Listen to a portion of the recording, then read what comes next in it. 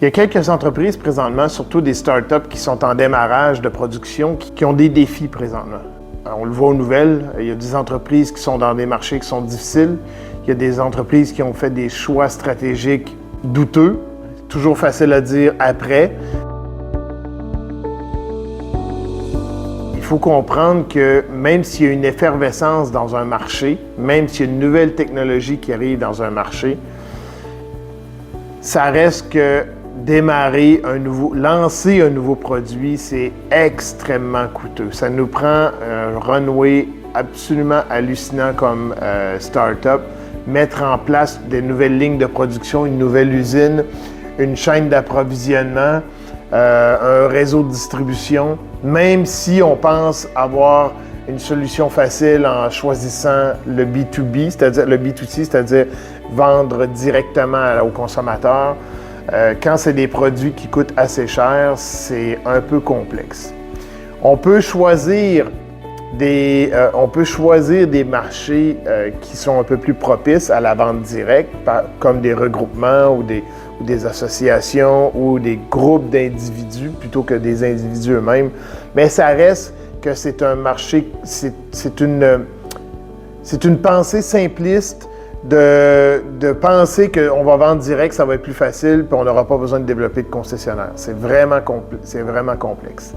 Donc, je pense que la leçon à tirer de ça, c'est pas, je ne vise personne, c'est vraiment un commentaire générique, une réflexion que je fais sur le lancement de nouveaux produits dans des marchés qui sont existants puis qu'il faut déplacer, il faut prendre des parts de marché, dans le fond, à d'autres concurrents. Faire des choix stratégiques. Décider c'est quoi vraiment notre proposition de valeur, la proposition de valeur du produit. Pas essayer de développer 3 produits en même temps pour 3 marchés différents, même si ça reste un seul type de produit, mais d'essayer d'attaquer trop large. Entrer par le marché par lequel il y a le plus de demandes, qui va vous tirer sur la demande plutôt que vous allez devoir pousser.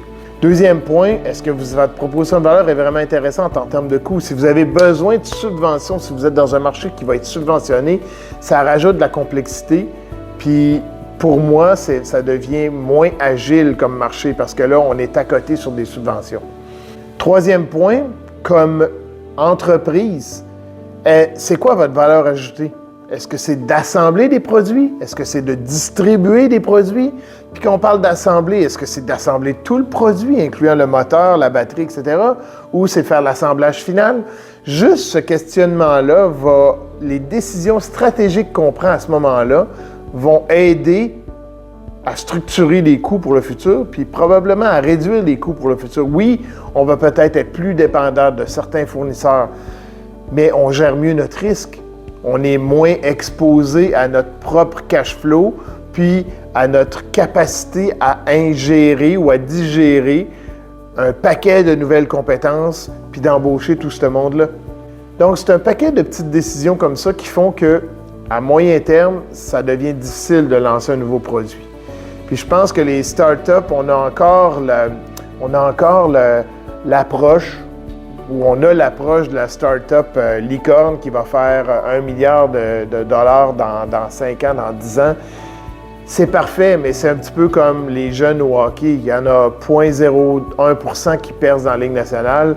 Et je pense que ce qu'on devrait faire, c'est s'assurer que la grande majorité des startups génèrent des revenus, servent des clients, puis qu'elles ne soient pas accrochées aux subventions du gouvernement ou à l'aide gouvernementale pour les 5 prochaines années.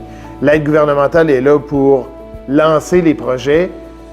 Si on choisit d'investir dans des projets qui sont structurants et qui ont un avenir, l'aide gouvernementale est là pour accompagner les entreprises à bien démarrer, mais après un certain temps, il faut que les entreprises volent de leurs propres ailes. Ceci dit, attaquer un nouveau marché avec un nouveau produit, déplacer des concurrents qui sont déjà existants, c'est tout un travail. Alors, chapeau aux entrepreneurs qui sont dans ces domaines-là parce que ça prend du courage.